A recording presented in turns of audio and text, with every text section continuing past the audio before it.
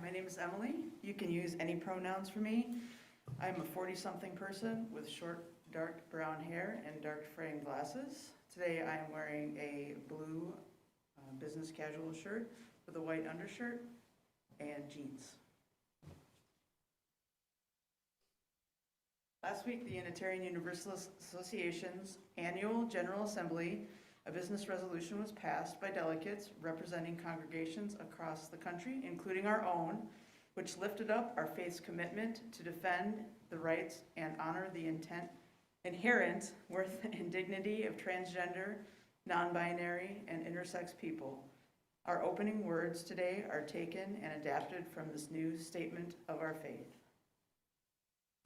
As Unitarian Universalists, we affirm the inherent worthiness and dignity of each person as a core principle, the ability to live ever more authentically as one's true self is central to a lifelong journey towards spiritual fulfillment. As a people who put love at the center of our faith, that love calls us to fully embrace equity for transgender, non-binary, intersex, and gender-diverse people in our congregations and the wider world.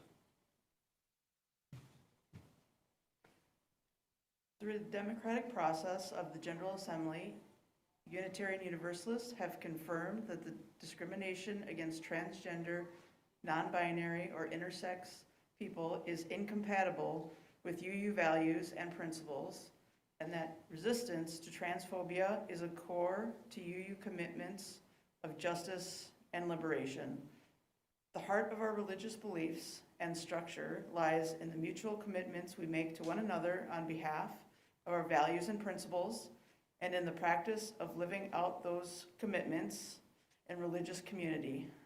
We collectively declare that our conventional faith inescapably binds us to affirmation and protection of our transgender and intersex people in faith and practice.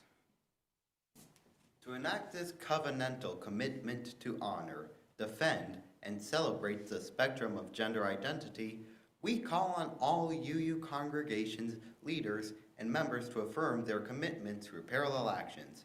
Those actions can include condemning all anti-transgender legislation, partnering with local and state organizations led by transgender, non-binary, and intersex people to advocate for their needs and interests, supporting organizations that help people needing gender-affirming health care, and to support organizations which help people to relocate or for such care across state lines, such as the Pink Haven Coalition.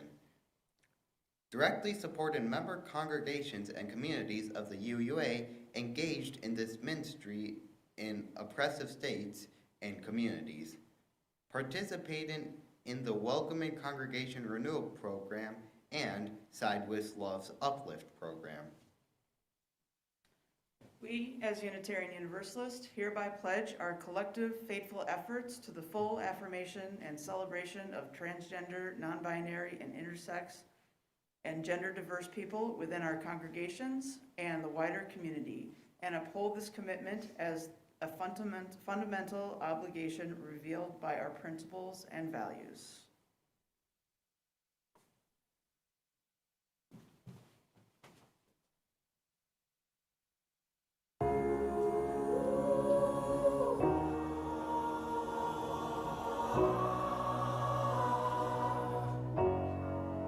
Everyone knows this world ain't perfect, but what you got going on, it makes you worthy.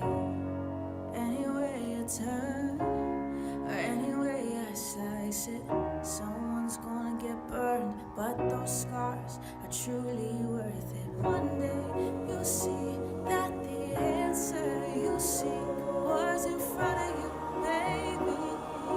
Love isn't all you need when your back's against the wall, 'cause you feel you've lost it all. There's nowhere left to turn and no one left to call. There are souls just like you who feels the same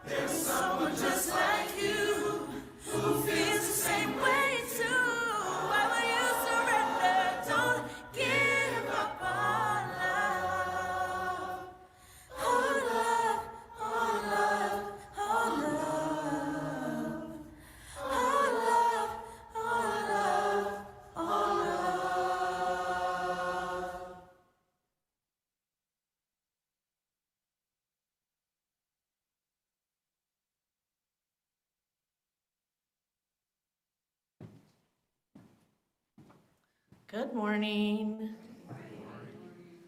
My name is Laura Thompson. I'm the minister here.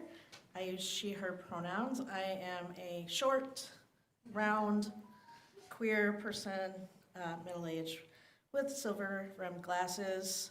Today, I have on a rainbow dress, and over that, I've got a black t-shirt with rainbow letters that says, "This pastor loves you," on. So. We come together today on this land that is sacred to the Dakota peoples during this time of pride, which is sacred to the LGBTQIA plus community. May the space that we create here together today be sacred.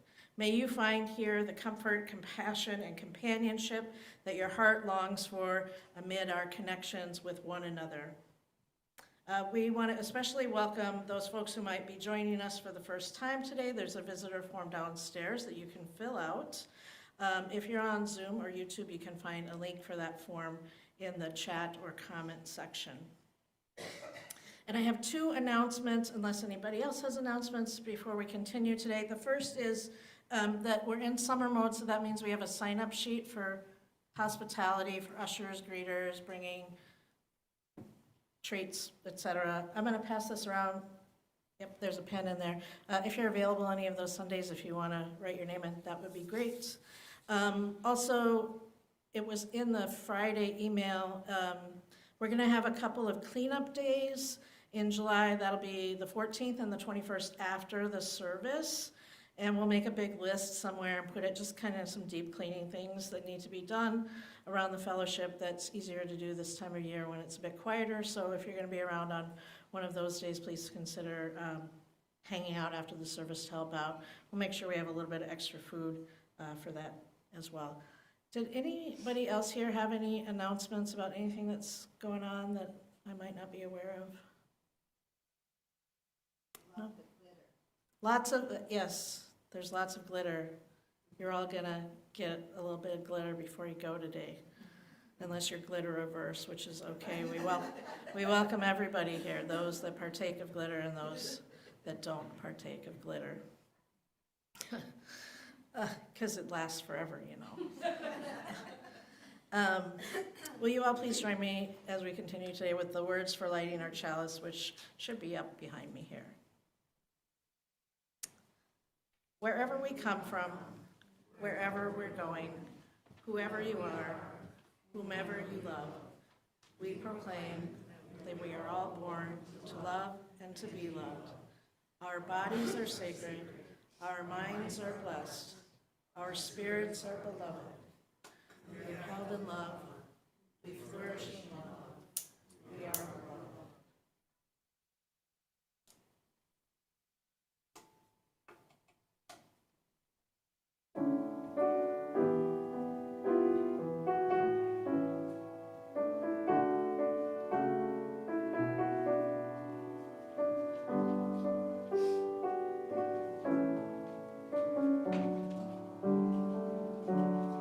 How could anyone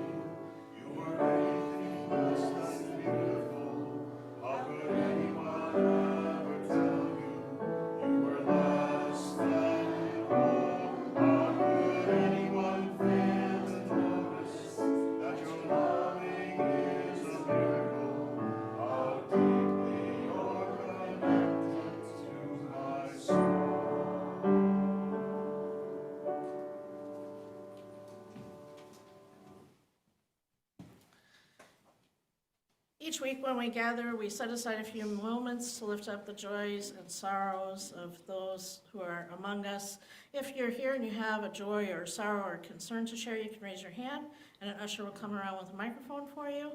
And if you're on Zoom, you can write it in the chat. And if you're on YouTube, you can share it in the chat with folks in the YouTube community.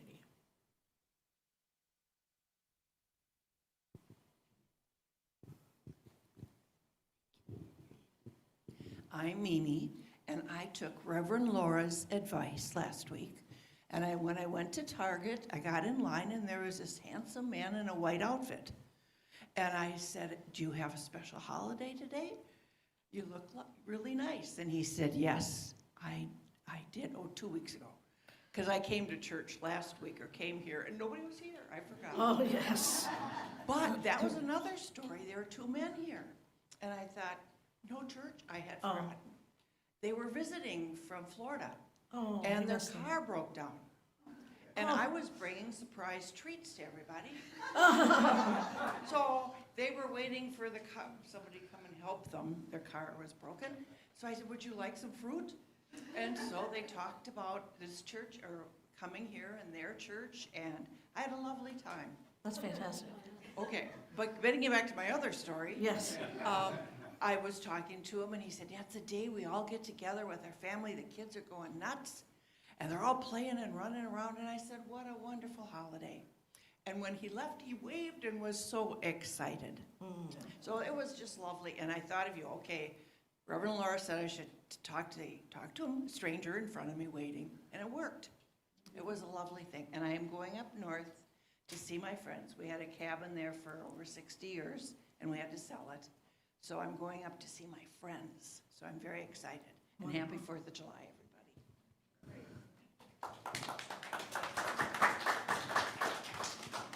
everybody. I'm Barb Gilliand.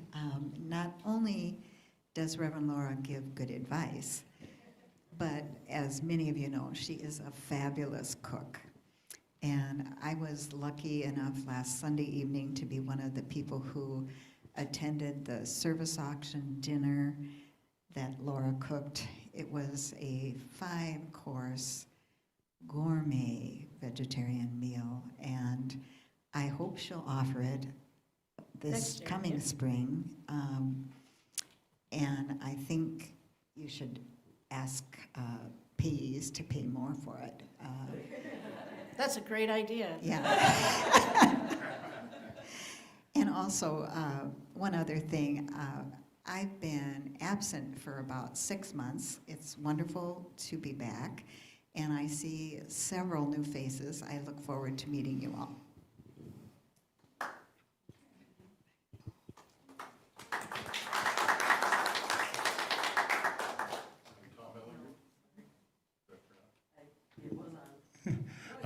I'm Tom Ellinger.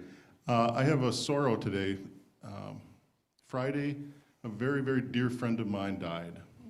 She was diagnosed with cancer on May 29th, and she died on June 28th. And today is her granddaughter's 2nd birthday. So as I was driving home from the hospital last night, there's a spiritual element to everything. The sky was just absolutely glorious. And if I think of anything, I think of Maria's spirit going off in that. So keep her and her family, Chris and Parker and Ellie, and Noma in your prayers and thoughts.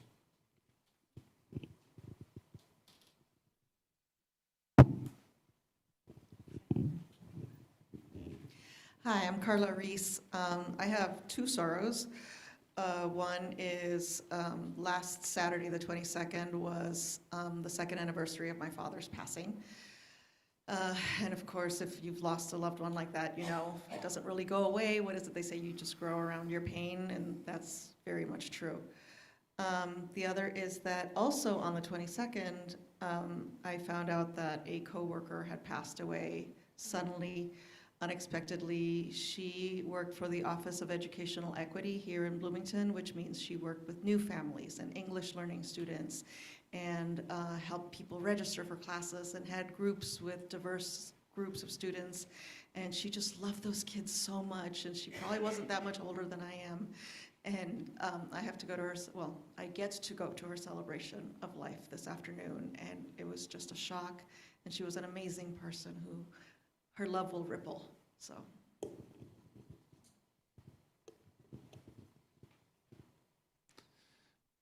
Matthew Schneider. I will lighten the mood with a few developments with Antonio. Over the last month, he started doing quite well and exploded in development, like literally almost overnight. He started using the bathroom on his own. Yes. He's brushing his teeth without prompt or fight. He's getting ready for bed on his own. He's attempting to sleep on his own. He's interacting with everyone more. He's following instructions while in public. He's getting his own food, which was a little sorrow for me yesterday because he tried to help himself to some pancakes and dropped the glass Tupperware onto the floor. I was sad. He's getting his own water. He's asking for help in things that he wants. He's cleaning without prompt nor fight. He's carrying his own backpack and toys. He's developing computer skills. He's interested in trying new things. He apologizes for the things that he doesn't do best at, like he will apologize when he gets frustrated. Words and sentences are becoming clearer and more complex. He's answering questions. And there's probably lots more of this last month that he has developed that I am simply forgetting because the list is just so long. Yeah. Remind us, how old is Antonio? 5. Is he here today? Yes, he's downstairs. So we will all admire his accomplishments from afar, but not overwhelm him with social interactions.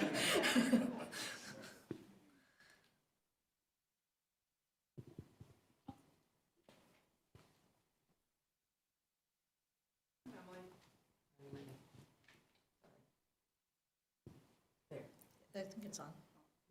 You just have to bring it closer to your mouth. Yes, I just wanted No, it's not on. Just kidding. Testing. There you go. I just wanted to say that a family member of mine who is not a legal resident of this country and has been here for 10 years, over 10 years, he finally got his driver's license with the law change, and he bought his first car last week with cash. He paid cash, and I'm very proud of him. He's my fishing buddy, so now he can drive. That's my joy.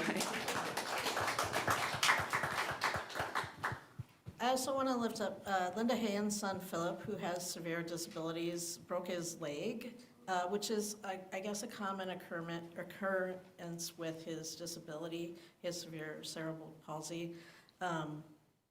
Anyway, he would appreciate cute videos or get well cards, and his email address and mailing address are in the Friday email, so check that out and send some cheer his way. Hello, this is Barb Becker, and I've been updating you on my bluebird situation. The bluebirds that I had, 4 hatched and fledged, and it was very exciting. I didn't get to see it, but it was nice to see that they were all gone at the same time. This morning, we've been fighting for 2 weeks, the house sparrows, and this morning the bluebird pair came back, and so we're helping them fight the house sparrows. So we're hoping to have another set, so yay.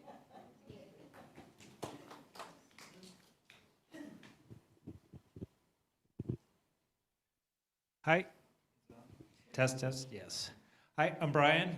Just as a joy today on this gorgeous day, we are driving down to Winona this evening to the Great River Shakespeare Festival for the opening night of Much Ado About Nothing. So, should be a fun night.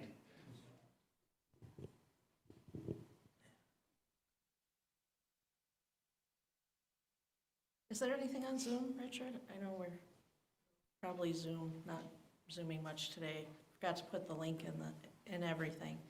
Actually, I was going to say in the ... but actually we forgot to put the link in everything. So if there's anybody on Zoom right now, congratulations that you made it there, knowing where the link was aside from the usual places.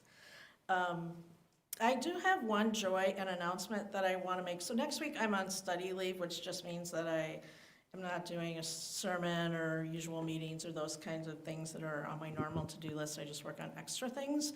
And some of the extra stuff that I'm working on next week is going to be programming for next year and work that I need to do to get the internship committee ready. So we have an intern next year, a ministerial intern. So I haven't really announced that anywhere yet, but maybe you heard an inkling. I don't know if there are rumors. Are there rumors going around about that?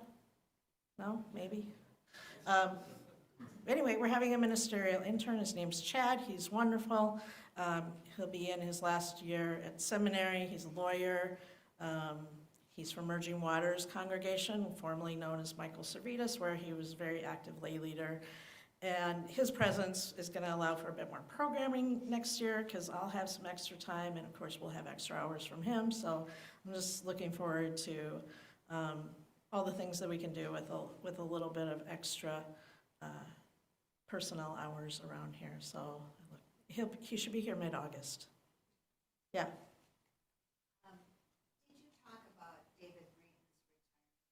Oh, no, there's a joy. David Breeden retired last week. It was his last Sunday over at First Unitarian Society. Some folks have asked what he's doing next. I have no idea. I haven't spoken to him in a while. I'm assuming he's still going to be writing because he writes a lot. So if you follow his blogging, my guess would be that he would continue doing that. My guess is there might actually be clues in his blogging what he plans to do next. But as I said, I'm not sure what's going on with that. And maybe just lift up in your hearts those congregations adjacent to us, UU congregations, that are going through changes right now. So at First Unitarian Society, David retired, and Kelly Clement, who was an assistant minister or associate minister there, took a call in Iowa. So both of their ministerial leaders have moved. Laura Smidzik, who was the minister at Merging Waters in Fridley, has decided to move out of ministry for a while, so she's not there. So it was her last Sunday last week, and it was also the interim minister's last Sunday at Unity in St. Paul last week, and their new settled minister will be here in August. And otherwise, First Unitarian Society and Merging Waters will have like an interim, or maybe it's a contract, I'm not sure. But just keep those congregations in mind. I know this congregation, those of you that have been around a while, know that ministerial transitions can be a challenging time as everybody's getting to know the minister and the minister's getting to know everybody. So just hold it in your thoughts as they're going through that. So what you're saying is a shortage of jobs, or there's a shortage of ministers? Well, Unity was retirement. They retired a couple of years ago, and it's taken that long to find somebody else. David retired, and Laura Smidzik just decided that it was time to do something else, which I'm not gonna, I mean, if you're asking, I'm not gonna spin something for you, but it is a little common after the pandemic. It was a little rough, and some folks, I mean, you all know, folks in other careers also reassess what they wanted to do. So the same is to be said in ministry, that some folks moved on. As far as a shortage of ministers goes, yes, that is true. So when folks are looking for ministers right now in the UU world, there is a bit of a shortage. There's also shortfalls in budgets. As we know, we made ours, but lots of folks are in different boats right now, and so it's challenging to find ministers when you don't have the budget that you want. And some smaller congregations, like congregations our size, that might not be able to draw the minister that they want if they're looking, some of them go without for a while. So maybe keep all the congregations in your heart. We're doing really well. We had a great year, but there are lots of other folks out there that are still going through some post-pandemic challenges. So yeah, and there's not always a shortage of ministers, but there is right now. So any other questions about the greater UU world? Oh, here's the other announcement that happened. I totally forgot about this. Oh, so last week was the General Assembly, and they did pass Article 2, which means that we have new love at the center with those six values that surround it. We talked about those a lot last year. By the way, we are ahead of the curve on this. Those big churches, they didn't touch this last year. They're like, now I have to like bring this to my congregation. I'm like, didn't you preach on it all year and talk about it all year? I talked about it all year. My folks are ready. We are ahead of the curve, you guys. The other ministers, yeah, congratulate me, because I didn't want to like just all of a sudden be like, hey guys, guess what? The principals are out and something else is in. They might have to be dealing with some of that now, but we dealt with that early on, and so we're ready for it. That doesn't mean that the principles aren't still valid. They are, so use whatever works for you, and they are kind of ingrained into those new values. So check that out at the uua.org, although I went on there the other day and it's still all principles, so I would imagine it's going to take a while for them to shift all of our literature and websites and whatnot for them over, but it's exciting. I think it's exciting to have love at the center of our faith. Now we can sell some merchandise too. I know love at the center, it's just like, I mean it, I just love that. So, Put that together too. mhm. We have a new logo. Hopefully we're gonna have some merch for everything here next year.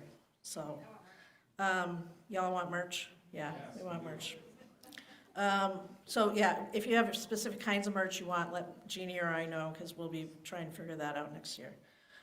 Anyway, lots of joys, lots of sorrows, lots of new things going on. It's Pride, that's fabulous, and there's grief, and there's sorrow, and there's challenges and transitions, and it's all of the things like it always is. Will you please join in our sung response?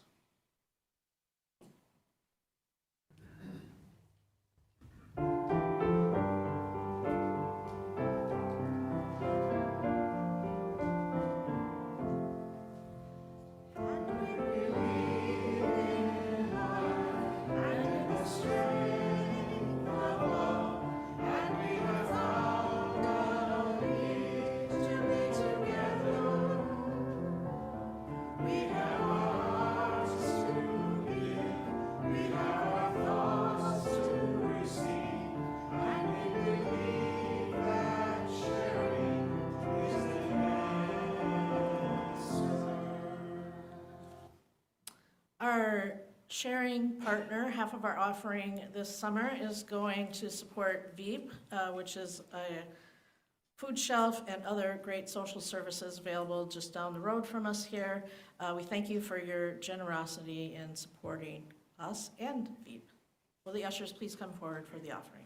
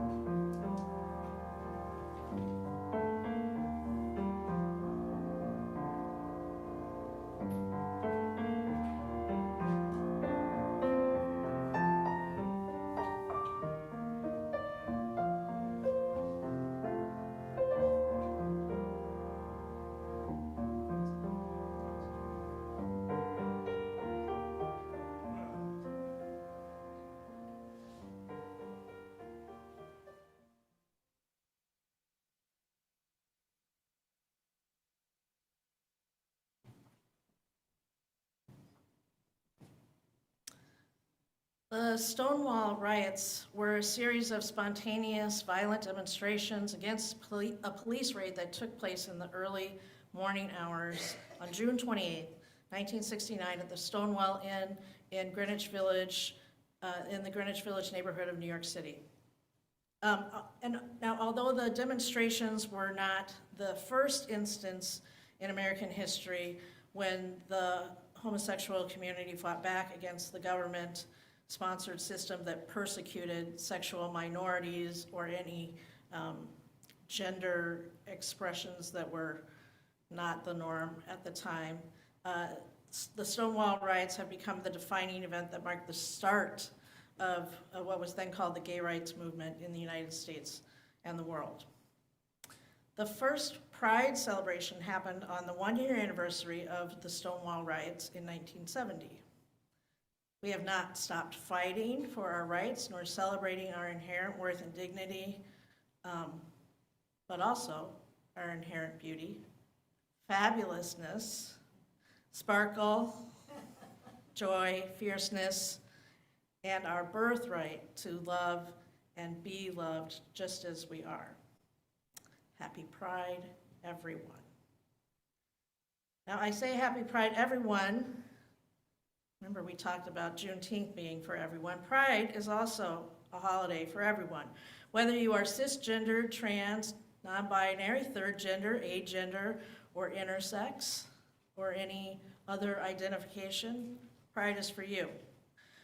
Happy Pride, whether you are gay, straight, queer, poly, demi, or asexual, or any other identification. Pride is for you.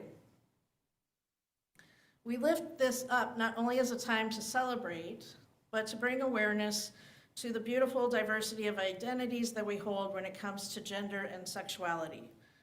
Most commonly, we give a lot of attention to those who identify as gay, queer, lesbian, bi, and trans. They're the loudest group that we have. But for today, I'd like to spend a few minutes learning a little bit more about folks who identify as non-binary, which falls under the trans umbrella of the LGBTQIA+ acronym, but is in and of itself its own umbrella. So under the umbrella, there are other umbrellas. Under trans, there is non-binary, which is its own umbrella, with other things underneath, like non-binary, non-gender conforming, genderqueer, other things that I can't think of right now, but there are other things under there. So let's learn a little bit more about what it is to be non-binary with this short little video.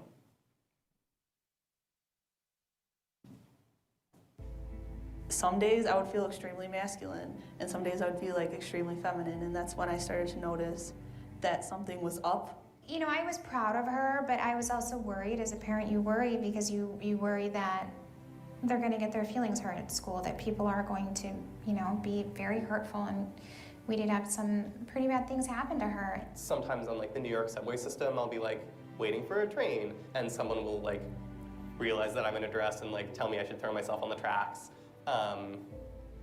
Happens once every other month or so-ish. I still get stares. People still will cross the street so they don't have to walk next to me. It doesn't feel good. Gender fluid people are not confused. They know exactly who they are. They want to be seen and perceived in a way that may challenge other people's perception. And that's very courageous. I identify as agender, and my pronouns are they, them, theirs. I identify as gender fluid, and my pronouns are he or she. There is more than just boys, girls, men, women. There can be people who live in the spaces between that. That moment when I found out there was more than two genders, I was like, everything just kind of fell into place and made sense.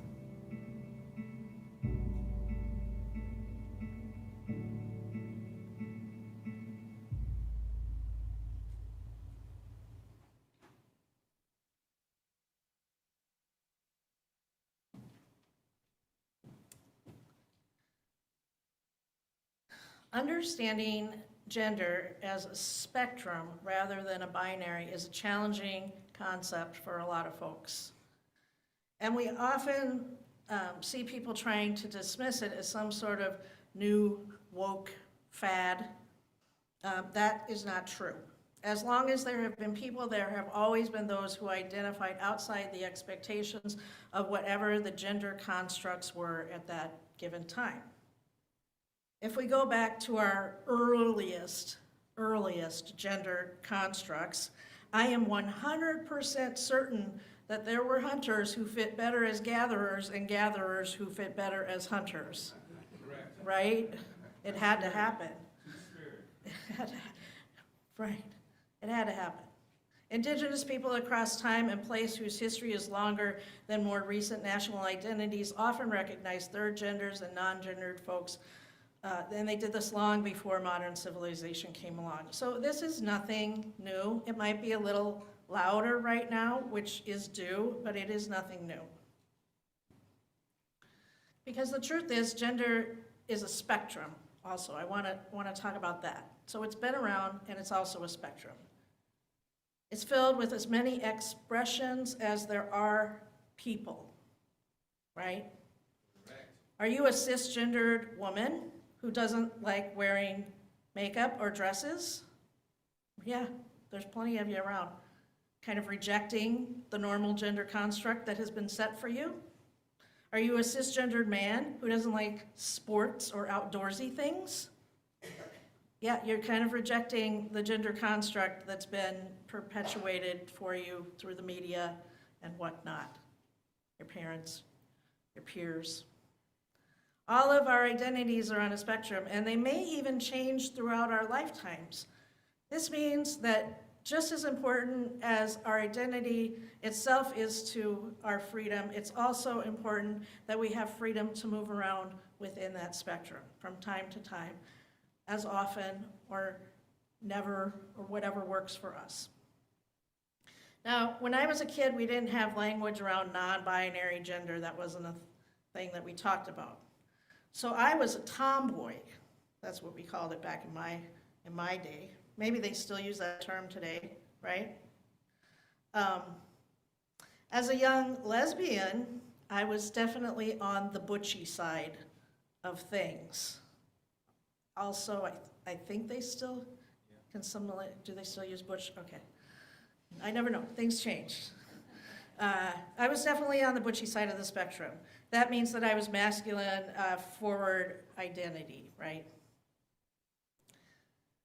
Now, it's important to note that even though there have always been non-binary folks, the language of liberation needed for them to exist has not always been present. So even the gay lesbian community historically found itself bound to the idea of a binary gender construct. So if you're cisgendered and straight and you struggle with this non-binary idea, no need to worry. The lesbian and gay community had a bit of a time with it at first too, because we too had pigeonholed ourselves into binaries of butch and femme, and the gay male equivalent to that. And often we would ask each other, are you butch, are you femme, are you top, are you, like it was a thing. And as we've worked on liberating ourselves beyond a restrictive binary, we're creating not only space for non-binary folks in their gender or genderless expression, but for each of us in our own expression. Because the thing about liberation is that it's all tied together. My liberation is tied to yours and vice versa. And I want to say something about gender liberation here, because this whole idea of non-binary, of releasing some of these gender constructs, when we're going to know that we're truly free of these constructs is when a cisgendered man can wear a dress and not have it be anything that has to do with his sexuality or any of the sort. Now, women have made a lot of strides in pushing against their gender norms. We can wear jeans and flannel shirts, right? We can be a firefighter. We've really done, the women's movement is push, push, push on this. I see that cisgendered straight men are still oppressed under a pretty big system of what is allowed for them and not allowed without some really serious threats happening. And so this whole idea of moving beyond the binary, it's not just for those who identify as non-binary, it's for everybody, right? Our liberation is tied to your liberation. That isn't to say that you have to wear a dress or a skirt, but I am here to tell you they are really nice and cool in the summertime.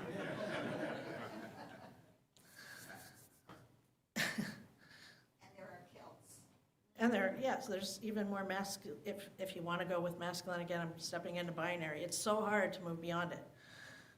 And there have been times in our history where gowns, skirts, dresses were common.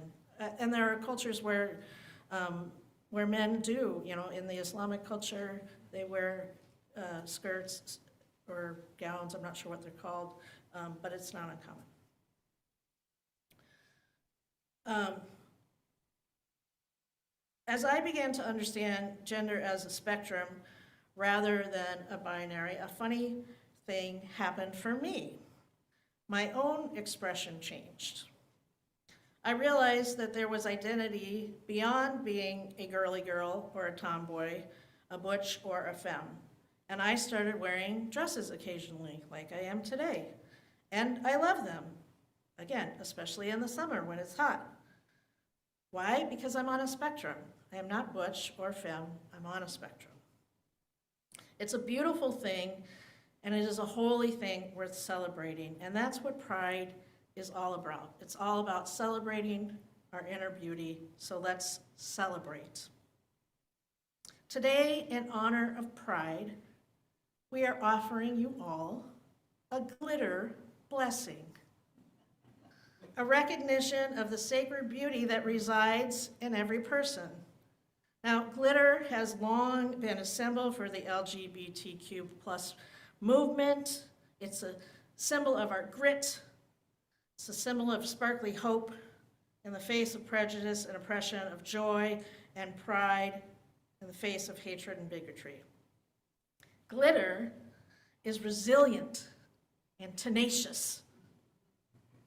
The briefest beam of sunlight causes it to shine out even in the darkest and dreariest of spaces, and its beauty comes from its brokenness. Glitter sparkles because it is many different broken pieces coming together, changing in every moment as the light changes. The glitter that we share with each other today is a reminder that each of us is as beautiful in our sacred imperfection and ever changing in ourselves, and that we are glorious in our plurality. So, Kai and Carla and I are here to offer you glitter blessings. We're gonna play some music, and we invite you to come forward. I'm gonna invite everybody to come forward in this spot right here, and the three of us will be up here. And if you prefer the blessing without the glitter, if you are a glitter-averse person, we welcome you up here as well. Put your hands over your heart and we will not place any glitter on you. If you do want a glitter blessing, please indicate if you'd like it on your cheek or your hand or your arm, and we will do that. And we also have pronoun stickers. If you don't have a pronoun sticker on your name tag yet, please grab one or as many as you need. I realize some people identify by several pronouns, so grab whatever you need to put them on your name tag.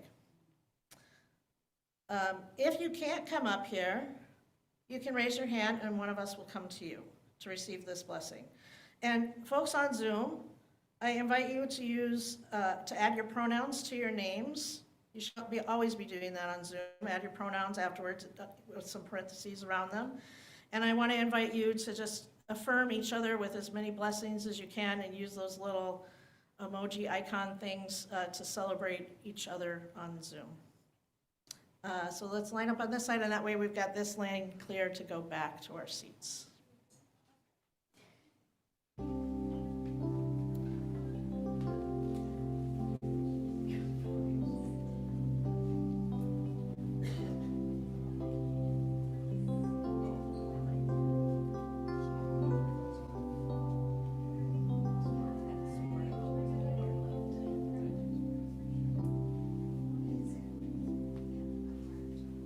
How could anyone ever tell?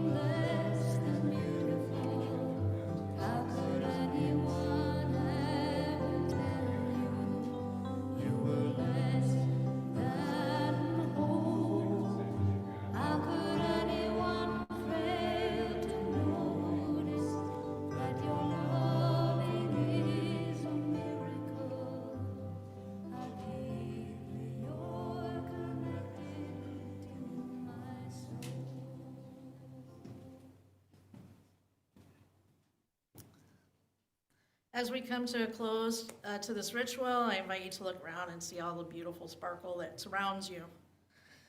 Everybody in this space and beyond is a holy thing. Every person is sacred, a being made of stardust. What we're going to do now is we're going to sing that song again that we've heard twice now, but we're going to sing it with a little more upbeat, right? We're going to try to sing it a little more upbeat, folks. And what I'm going to invite you to do is what I'm going to invite you to do is stand up if you're able, and you've heard the words a couple times. It's pretty straightforward. They'll be up here on the wall too. But what I want you to do is kind of wander around and sing it to each other. Now you don't have to pause and do like that in each other's eyes. Like, let's try and do it with cheer and happiness, not the, we've done the gut-wrenching, I see you, vulnerability cry. And if that happens, I'm not saying anything bad about that. That's great. But it's pride. So we're going to try and turn this into a little bit more of a happy thing, right? Can we do that? We can do that. So rise, and if you're willing to wander, please wander.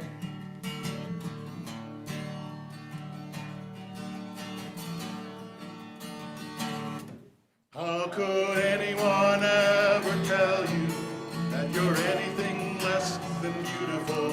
How could anyone ever tell you you were less than whole? How could anyone fail to notice that your loving is a miracle?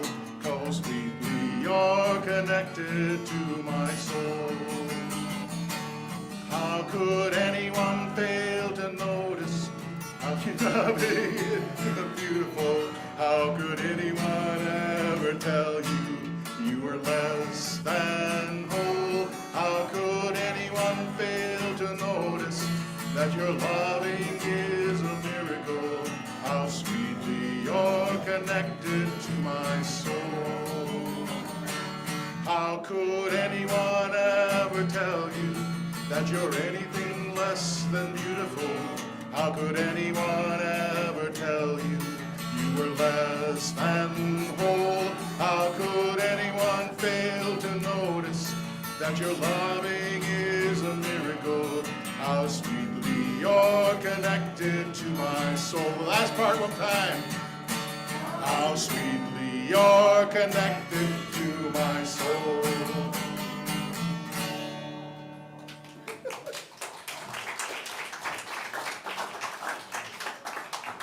We did that. Will you please join me in the words for extinguishing our chalice? We extinguish this flame, but not the light of truth, the warmth of community, or the fire of commitment. These we carry in our hearts until we are together again. I want to thank the Reverends Hannah Roberts, Villeneuve, Kayla Parker, and Caitlin Cotter Kohlenberg. They wrote the liturgy for this glitter blessing today and shared it amongst the UU masses. And they offer this as the final blessing for today. May you receive and reflect love everywhere you go, and know in your deepest heart and in every day you matter and you belong. May you hold on to hope and your inner sparkle even when discouragement and despair beckon. May the beauty that you shine out bright as the stars from which we came and to which we return be with you. Together, may we make this place of welcoming and healing and connection and plurality a space for everyone. Together, may we practice compassion and courage, seeing and celebrating and supporting each other. Together, may we be the sparkling force of love that our world needs. Blessed by this community and by the divine, go forth and celebrate with pride. Amen. Amen.